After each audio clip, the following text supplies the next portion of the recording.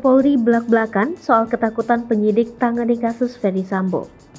Kapolri Jenderal Listio Sigit Prabowo mengungkapkan bahwa penyidik mengalami ketakutan saat menangani kasus pembunuhan berencana terhadap Brigadir J di rumah dinas Kadipropam Polri Duren 3 Jakarta yang melibatkan Irjen Ferdy Sambo. Listio menyebut para penyidik takut bila nanti berhadapan dengan mantan Kadipropam Irjen Ferdy Sambo. Hal tersebut diungkapkan Kapolri dalam program Satu Meja The Forum Spesial, Siasat Kapolri di Pusaran Kasus Sambo di Kompas TV. Saat diwawancara jurnalis senior harian Kompas Budiman Tanurejo, Kapolri mengatakan setelah Ferdy Sambo dinonaktifkan, barulah kasus pembunuhan berencana tersebut secara perlahan mulai terbongkar.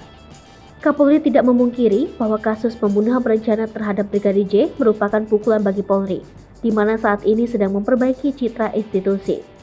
Menurutnya pada saat hasil survei awal, Polri di angka 74%, sehingga kemudian dengan melaksanakan berbagai program transformasi menuju Polri yang presisi pada saat itu.